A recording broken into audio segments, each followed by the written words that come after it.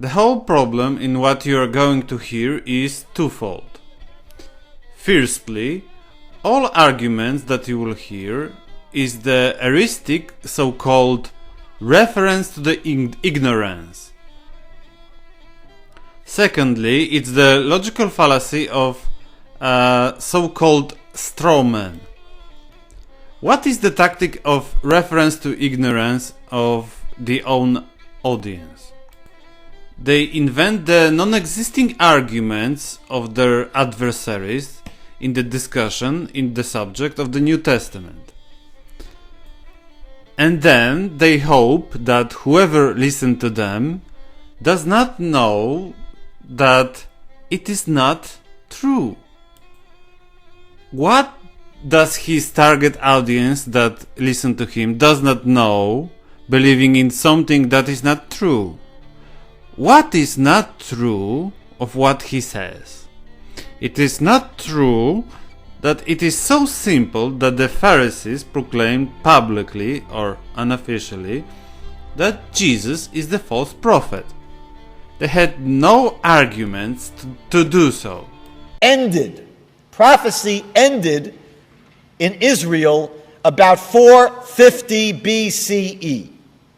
So by the first century of the Common Era, if someone tells you, God spoke to me, I'm a prophet, well, you'd probably say, I don't think so, buddy.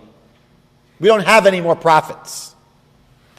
And if we were going to have prophets, it would only be because the leading sages of any generation would say, yes, we think that you are really a prophet. The most of the audience of the rabbi probably is thinking, because of their ignorance, that the only reason for the existence of the New Testament is that their authors have unlawfully proclaimed themselves as prophets. And the only reason to believe in Jesus is because it is written as such in the New Testament. In other words, it is a circular logic in their opinion. That is not true that it is so. We can see that clearly in the example of the people that are described in the New Testament. For example, the Jews in the city of Berea and the other similar people who checked in the Old Testament that Jesus is indeed the Messiah. So, no one requires that anyone would need to have New Testament in order to make it true. New Testament is not required to believe that Jesus is the Messiah. On this error that comes from the ignorance of what is or what is not a New Testament comes another error. Such it is that one error creates the option for another error or errors. This error on the error that guy says is that because New Testament is the revealed and sacred text, and such a texts are written by the prophets, then the only thing that is required to show is that New Testament is wrong, is to show that Jesus was proclaimed as a false prophet by the Pharisees. That was not true, but why they say it is true? On what biblical basis that fictional Jewish story has been built? Yesterday, 3,000 more were baptized in a matter of hours. We have a new heresy to deal with. In Deuteronomy chapter 17, the third passage here, this is God speaking through Moses. God says, if a matter is difficult for you, it's hidden from you, if there's some issue which you don't quite have clarity on. Whether it's a case involving capital punishment or litigation, a civil situation, civil law, or leprous marks, that's ritual law, whether is someone really a leper or not a leper. The Torah here is giving you three main categories of law: capital law, civil law, ritual law. So the Torah is saying, what happens if it's not clear? What happens if you don't know what to do? Matters of dispute in your cities. There is a dispute. We're not clear about what to do. Then you shall rise up and go to the place that Hashem your God shall choose. You shall come to the priests, the Levites, and to the judge that exists at that time.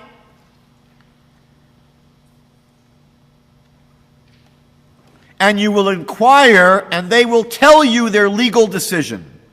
You shall do according to the word that they will tell you from the place that Hashem will choose, and you shall be careful to do according to everything that they shall teach you, according to the teaching that they shall teach you, and according to the judgment that they will tell you. Do not stray to the right or to the left. So let's think about this for a minute. What God is saying is, if you don't know if someone's a true prophet or not, and you don't know if there's a false prophet, who makes the decision? Who makes the determination? The leading sages of any generation. The leading sages of that generation.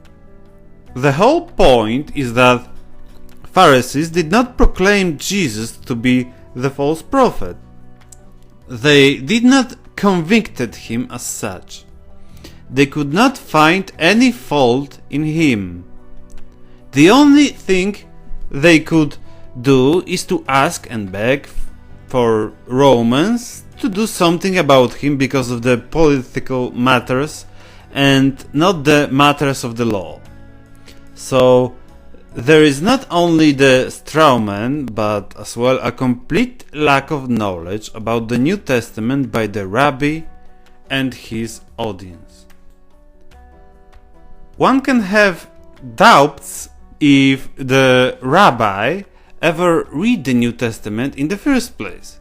He does not know that Jesus was not proclaimed to be the false prophet, and he does not know that Pharisees said that he had to be prophet because of the deeds he had been doing. So that's completely the opposite of what the rabbi says.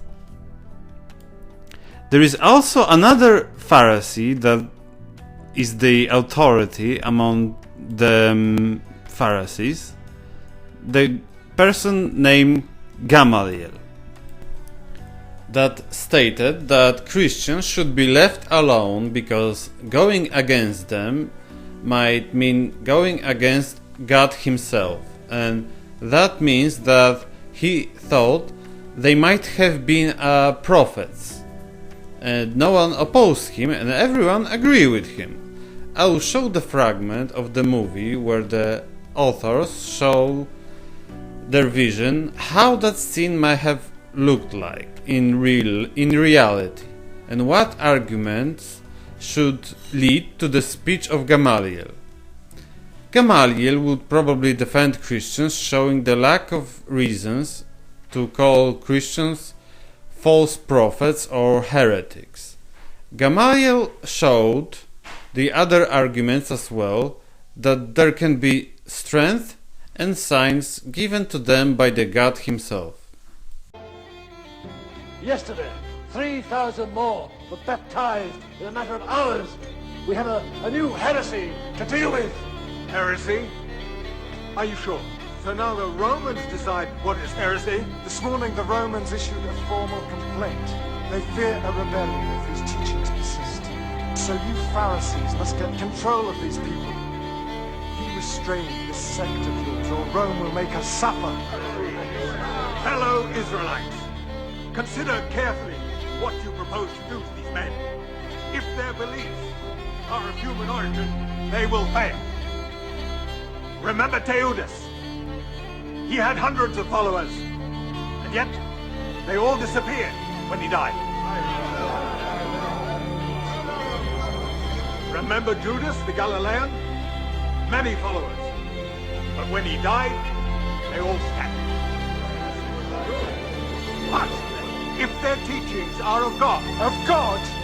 What, are you a blasphemer too? but if their teachings are of God, you will not be able to overthrow them, because you'll be fighting against God himself. I counsel caution. Say so, it's because the people who are the experts in their field, they acknowledge them as being the greatest experts. If we were going to have prophets, it would only be because the leading sages of any generation would say, yes, we think that you are really a prophet. But if their teachings are of God, Of God? What, are you a blasphemer too? but if their teachings are of God, you will not be able to overthrow them, because you'll be fighting against God himself. I counsel caution.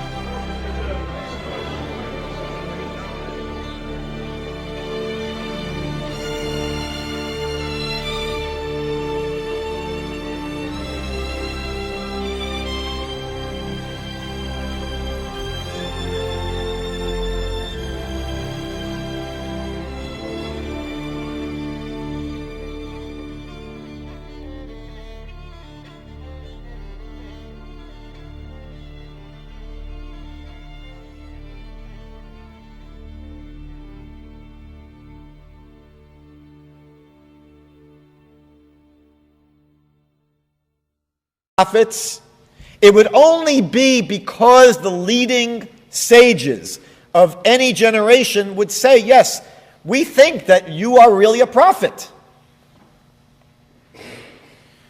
So this really could have been the end of the lecture tonight. Thank you very much. Have a nice evening. Because that really is checkmate. It's checkmate.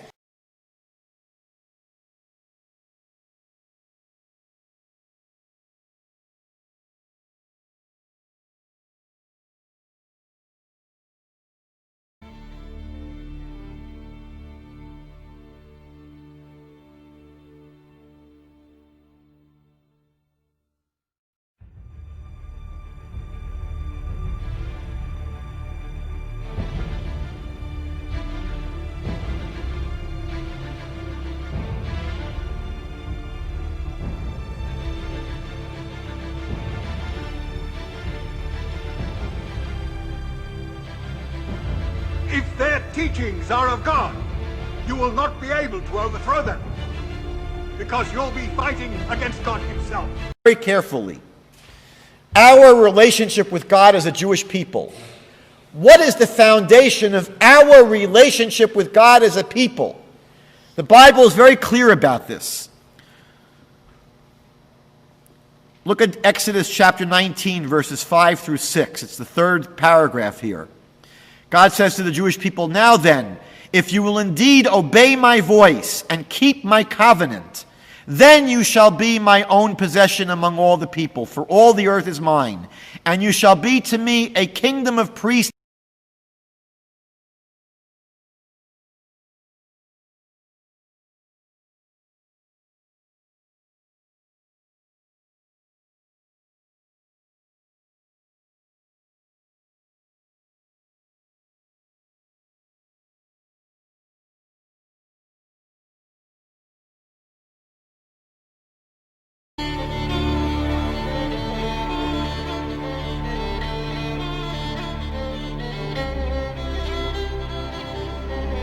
You have lifted up the shrine of Molech and the star of your god Rephan, the idols you made to worship.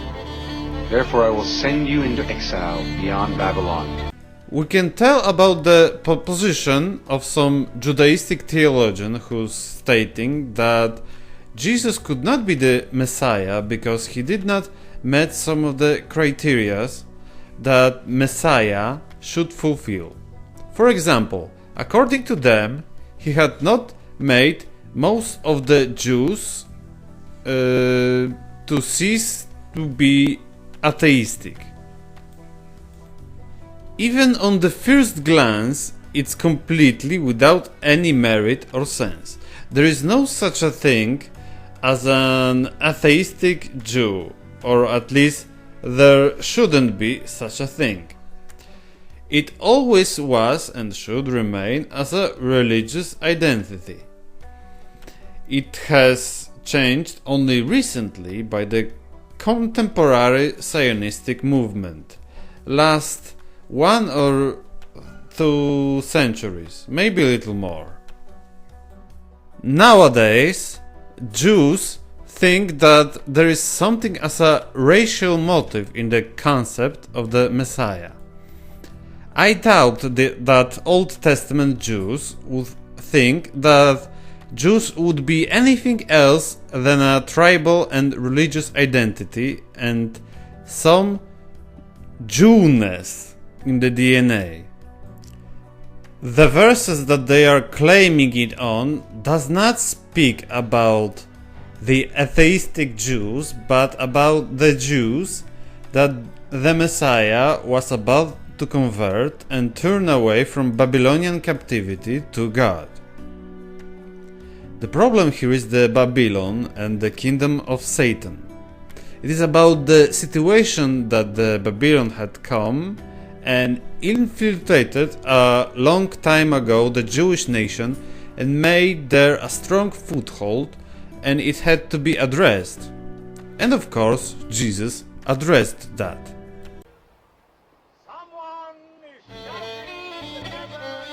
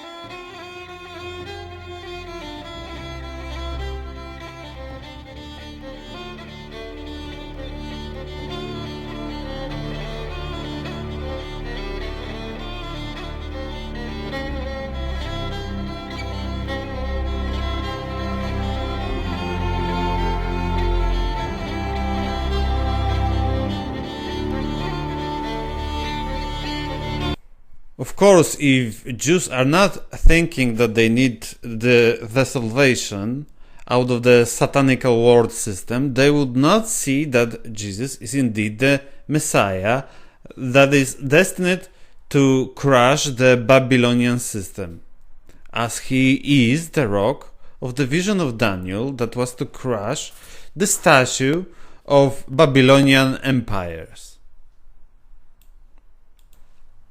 I will end this part with the reference that the Messiah had to rebuild the temple according to the Judaistic theologians. God does not live in the temples made with human hand. Our forefathers had the tabernacle of the testimony with them in the desert. It had been made as God directed Moses according to the pattern we had seen. Having received the tabernacle, our fathers under Joshua brought it with them. When they took the land from the nations God drove out before them, it remained in the land until the time of David, who enjoyed God's favor and asked that he might provide a dwelling place for the God of Jacob. But it was Solomon who built the house. However, the Most High does not live in houses made by men. As the prophet says, heaven is my throne, and the earth is my footstool. What kind of house will you build for me? Says the Lord. Or where will my resting place be? Has not my hand made all these things?